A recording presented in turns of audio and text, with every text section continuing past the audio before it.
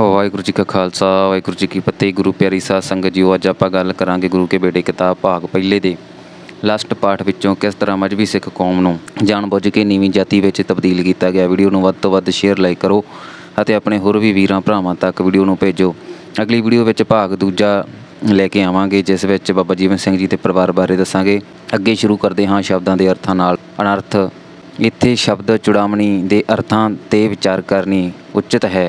इस विच कोई संदेह नहीं है कि धानक अथवा मजहबी लोग नागवंशी जाति के बड़े खाड़कू ते बहादुर सैनिक सन। इस बहादुर जाति ने नायक अथवा सूरबीर योद्धिਆਂ ਨੂੰ उस वक्त चूड़ामणी सैनापति कहा जाता सी। द्रावड़ी बोली विच चूड़ दा जां चूड़ा शब्द का लफजी अर्थ है श्रोमणी सैनिक अथवा फौजी सरदार। प्रसिद्ध महान कोशकार भाई कान सिंह नाभा चूड़ा अते चूड़ामणी के अर्थ अपनी प्रसिद्ध रचना महान कोश के पन्ना 475 ते दसदे हन कि नंबर 1 चूड़ चोटी कलंगी, नंबर 2 चूड़ चोटी मोर आदि जीवां दे सिर ते कलंगी, खूह दी मन मस्तक मत्था मुकट ताज कड़ा कंघा। नंबर 3 चूड़ामणी मुकट ताज दी मान रतन सिर ते पैरन दा रतन सरताज। पर फिर आर्या दा भारत ते कब्जा होण करके इहो लफ्ज उन्हां वल्लों धानक अथवा मजहबी लोकां वास्ते तां घटिया अथवा नीवें अर्थां विच वरतिया जाण लगा। पर आर्या दी निजी संकेतवली अनुसार संस्कृत भाषा विच इहो शब्द मुकट मान जां उच्च पदवी का ज्ञाता हो गया। संस्कृत संकेतवली ਦੇ ਅਨੁਸਾਰ ਬਹੁਤ ਸਮੇਂ ਤੋਂ ਹੁਣ ਤੱਕ ਇਹੋ ਸ਼ਬਦ ਮੁਕਟ ਮਨ ਜਾਂ ਉੱਚ ਪਦਵੀ ਦਾ ਲਖਾਇਕ ਹੋਣ ਕਰਕੇ ਕਵੀ ਕੁੱਲ ਚੁੜਾਮਣ ਕਾਲੀਦਾਸ, ਕਵੀ ਕੁੱਲ ਚੁੜਾਮਣ ਭਾਈ ਸੰਤੋਖ ਸਿੰਘ, ਪੰਡਿਤ ਚੁੜਾਮਣ ਸ਼ਾਸਤਰੀ ਆਦਿ ਕਵੀਆਂ ਦੇ ਨਾਵਾਂ ਨਾਲ ਚੰਗੇ ਅਰਥਾਂ ਵਿੱਚ ਲਿਖਿਆ ਜਾਂਦਾ ਹੈ। ਇਸ ਕਰਕੇ ਇਹਨਾਂ ਨੂੰ ਇਸ ਨਾਮ ਨਾਲ ਬੁਲਾ ਕੇ ਜਾਂ ਕਹਿ ਕੇ ਕੋਈ ਨਹੀਂ ਤਸਕਾਰਦਾ। पर बड़े अफसोस की गल है, दुख अते हैरानी की गल है कि मजहबी सिखां वास्ते चूड़ जां धानक धनुषधारी सैनिक शब्द घटिया नीवें तरीके अर्थां विच क्यों वरतिया जाण लग पिया, जो कि एक डाढी खतरनाक इतिहासक बेइंसाफी वाली गल है। साडे इंसाफ पसंद बराबरता अते सांझीवालता के प्रतीक समाज वल्लों ये लफ्जां ते अर्थां दे हेर फेर जो कि एक तरीकी ते भाषा विग्यानक हकीकत पर मथली है, जल्दी तो जल्दी दूर करना अते इस दे असली अर्थां दा प्रगटावा करना बेहद जरूरी है। पुरातन जाति शब्द ते उन्हां दे अर्थां विचकार परिवर्तन दी ये इक्को घटना नहीं है, बल्कि होर भी बहुत शब्द हैं जिहड़े कि वैदिक काल विच होर अर्थ रखते सन, पर पिछों समय के फेर नाल होर अर्थां विच बदल गए हैं। जिवें कि पुरुष गणका नायक भंगी जमादार हिंदू अते लाला शूद्र मजहबी शब्दों के उदाहरण सामने हैं। महर्षि याशक की निरुक्त के कथन अनुसार पुरुष शब्द आरंभ विच सत चित आनंद सच का आनंद रूप परब्रह्म परमेश्वर के अर्थां विच लिया जाता सी। संस्कृत की पुस्तक पुरुष सुक्त विच इस शब्द के इहो अर्थ दसे गए हैं। समय के चक्कर नाल फिर ये शब्द हौली हौली मनुख के अर्थां विच वरतन लग पे हैं। इस तरह ही संस्कृत का गणका शब्द भी राज दरबारां की दरबारी नाची के अर्थां विच वरतिया जाता सी। ये गणका नामक दरबारी नाचियां महाभारत युग विच उच्ची कुल दियां चंगे आचरण वालियां हुंदियां सन। जिवें कि अजकल दियां फिल्म अभिनेत्रियां राज दरबारां विच इन्हां दा नाच घटिया काम नहीं सी गिणिया जांदा, पर पिछों जदों वो राज खत्म हो गए तां गणका शब्द के अर्थ भी बदल गए अते गणका दी थावें गण बहु पतियां वाली भाव वेशवा बाजारी औरतां ही मन्नियां जाण लग पईयां। इसे कारण तरीले गणका बिन रूप कविजा गणका उधरी हर कह तोत जैसे मृत गणका सी उधरी। उपरोक्त शब्दों में गणका शब्द एक प्रकार वेसवा के नाम नाल मशहूर हो गया। भाई गुरदास जी ने भी गणका शब्द का इहो अर्थ लिया है, गणका पापन होए कै पापां दा गलहार परोता। ना केवल ये चूड़ा जां गणका शब्द ही सगों संस्कृत के नायक शब्द का भी इहो हाल होया है। नायक शब्द पुरातन काल विच हीरो सिपाह सलार जां फौजी कमांडर की थावें वरतिया जाता सी। मिसाल के तौर पर जिवें कि वीर नायक सरदार हरी सिंह नलवा की पदवी सी, पर फरंगी राज होण ते नायक पदवी आम सिपाही तो जरा उपर का रुतबा अते हवलदार तो जरा हेठां का रुतबा गिणिया जाण लगा। ये त्रासदी ट्रेंड जी मुसलमानों के राज समय हिंदू शब्द नाल भी हुई। अरबी फारसी के शब्द कोशां विच हिंदू का अर्थ चोर डाकू लटेरा अते गुलाम दस्या गया है। ये नफरत भरिया वतीरा मुसलमानी हाकमां दा हिंदू प्रजा प्रति सी।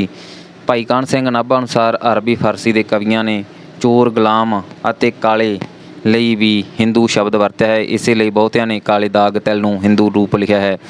इसे तरह ही शब्द लाला का अर्थ घर विच वड्डा अमीर सेठ जां अकलमंद हुंदा सी।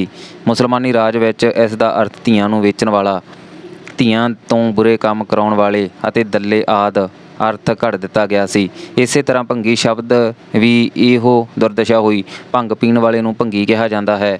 ਸਿੱਖਾਂ ਦੀਆਂ 12 ਮਿਸਲਾਂ ਵਿੱਚੋਂ ਇੱਕ ਮਿਸਲ, ਜਿਸ ਦਾ ਮੁਖੀਆ ਸਰਦਾਰ ਛੱਜੂ ਸਿੰਘ ਪਿੰਡ ਪੰਜਵੜ ਜ਼ਿਲ੍ਹਾ ਅੰਮ੍ਰਿਤਸਰ ਦਾ ਵਸਨੀਕ ਸੀ, ਫਿਰ ਸਰਦਾਰ ਹਰੀ ਸਿੰਘ ਪੁੱਤਰ ਚੌਧਰੀ ਭੂਮਾ ਸਿੰਘ ਢਿੱਲੋਂ ਜੱਟ ਮਾਲਵੇ ਵਿੱਚ ਪਿੰਡ ਰੰਗੂ ਪਰਗਣਾ ਬਧਨੀ ਦੇ ਰਹਿਣ ਵਾਲਾ ਜਥੇਦਾਰ ਹੋਇਆ। ਇਹ ਭੰਗ ਬਹੁਤ ਪੀਂਦਾ ਅਤੇ ਪਿਆਉਂਦਾ ਸੀ, ਜਿਸ ਤੋਂ ਇਸ ਮਿਸਲ ਦਾ ਨਾਮ ਭੰਗੀ ਪੈ ਗਿਆ। ਪਰ ਅੰਗਰੇਜ਼ਾਂ ਦੇ ਰਾਜ ਵੇਲੇ ਭੰਗੀ ਸ਼ਬਦ ਸਫਾਈ ਕਰਨ ਵਾਲੇ ਜਾਂ ਸਵੀਪਰ ਲਈ ਵਰਤਿਆ ਜਾਣ ਲੱਗਾ। ਇਸੇ ਤਰ੍ਹਾਂ ਜਮਾਂਦਾਰ ਸ਼ਬਦ ਫੌਜ ਵਿੱਚ ਹਵਲਦਾਰ ਦੇ ਉੱਤੇ ਅਤੇ ਸੂਬੇਦਾਰ ਤੋਂ ਹੇਠਾਂ ਦੀ ਪਦਵੀ ਲਈ ਵਰਤਿਆ ਜਾਂਦਾ ਸੀ, ਪਰ ਪਤਾ ਨਹੀਂ ਕਿਵੇਂ ਜਮਾਂਦਾਰ ਸ਼ਬਦ ਦੇ ਅਰਥ ਬਦਲ ਗਏ।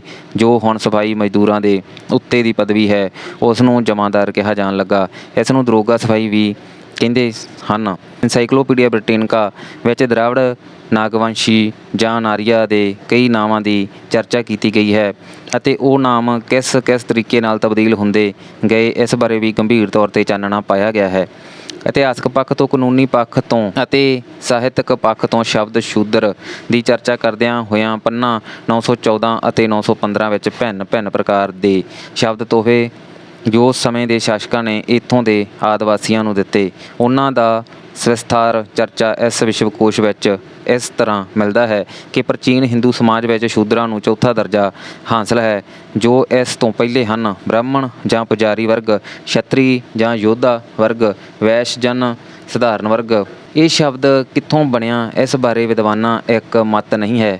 ਫਿਰ ਇਸ ਨੂੰ ਸੰਸਕ੍ਰਿਤ ਦੇ ਸ਼ਬਦ ਸੂਚ ਤੋਂ ਲਿਆ ਜਾਪਦਾ ਹੈ। ਸਿੰਧ ਦੇ ਨੇੜੇ ਰਹਿਣ ਵਾਲੇ ਇੱਕ ਕਬੀਲੇ ਦਾ ਇਹ ਇੱਕ ਮੂਲ ਨਾਮ ਸੀ ਅਤੇ ਲਹਿੰਦੇ ਸਿੰਧ ਤੇ ਜਪੋਟ ਸ਼ਹਿਰ ਦੇ ਰਹਿਣ ਵਾਲੇ ਲੋਕਾਂ ਨਾਲ ਵੀ ਸੰਬੰਧ ਦਰਸਾਇਆ ਗਿਆ ਹੈ। ਇਹ ਜਪੋਟ ਸ਼ਹਿਰ ਰਾਪੋਸੀਆ ਦੇ ਉੱਤਰੀ ਹਿੱਸੇ ਵਿੱਚ ਸਥਿਤ ਹੈ ਅਤੇ ਇਹਨਾਂ ਨੂੰ ਅੰਬੀਰ ਅਤੇ ਨਿਸ਼ਾਦ ਵਜੋਂ ਵੀ ਜਾਣਿਆ ਜਾਂਦਾ ਹੈ।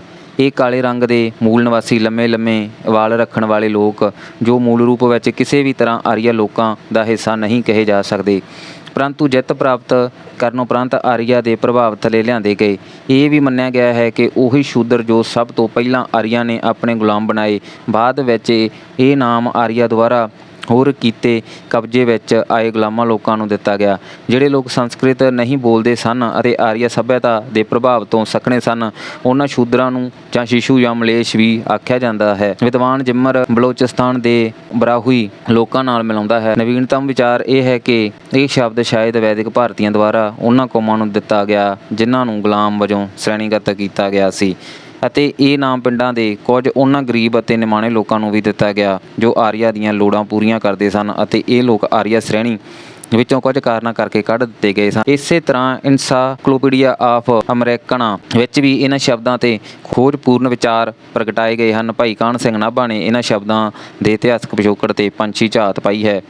ਇਸੇ ਤਰ੍ਹਾਂ ਮਜ਼੍ਹਬੀ ਸ਼ਬਦ ਦੀ ਇਹੋ ਦੁਰਦਸ਼ਾ ਹੋਈ ਹੈ। ਭਾਈ ਕਾਹਨ ਸਿੰਘ ਨਾਭਾ ਅਨੁਸਾਰ ਮਜ਼੍ਹਬੀ ਸ਼ਬਦ ਦੇ ਅਰਥ ਮਜ਼੍ਹਬ, ਧਰਮ ਦੇ ਧਾਰਨ ਵਾਲਾ ਮਜ਼੍ਹਬ ਨਾਲ ਹੈ, ਜਿਸ ਦਾ ਸੰਬੰਧ ਦੀਨੀ ਖਾਲਸਾ ਧਰਮ ਧਾਰਨ ਵਾਲਾ ਸਿੰਘ, ਜਾਤ ਅਭਿਮਾਨੀ ਸਿੱਖਾਂ ਨੇ ਵਿੱਚੋਂ ਖਾਲਸਾ ਧਰਮ ਧਾਰਨ ਵਾਲਿਆਂ ਦੀ ਖਾਸ ਕਰਕੇ ਮਜ਼੍ਹਬੀ ਸਿੱਖ ਸੰਗਿਆ ਥਾਪ ਲਈ ਹੈ। ਸਰਦਾਰ ਮਾਇਆ ਸਿੰਘ ਅਨੁਸਾਰ ਮਜ਼੍ਹਬੀ ਸ਼ਬਦ ਅਰਬੀ ਭਾਸ਼ਾ ਦੇ ਮਜ਼ਹਬੀ ਸ਼ਬਦ ਵਿੱਚੋਂ ਉਤਪੰਨ ਹੋਇਆ, ਜਿਸ ਦਾ ਅਰਥ ਧਰਮੀ, ਧਰਮ ਨੂੰ ਮੰਨਣ ਵਾਲਾ। ਇੱਕ ਮਜ਼ਹਬ ਧਰਮ ਵਿੱਚੋਂ ਦੂਜੇ ਮਜ਼ਹਬ ਧਰਮ ਆਉਣ ਵਾਲਾ ਦੱਸਿਆ ਗਿਆ ਹੈ। ਸਰਦਾਰ ਕਰਮ ਸਿੰਘ ਹਿਸਟੋਰੀਅਨ ਅਨੁਸਾਰ ਸਿੱਖਾਂ ਦੀ ਬੋਲਚਾਲ ਵਿੱਚ ਜਿਨ੍ਹਾਂ ਨੂੰ ਪਹਿਲੇ ਰੰਘਰੇਟੇ ਕਿਹਾ ਕਰਦੇ ਸਨ, ਉਹੀ ਅੱਜ ਕੱਲ੍ਹ ਮਜ਼੍ਹਬੀ ਸਿੱਖ ਅਖਵਾਉਂਦੇ ਸਨ।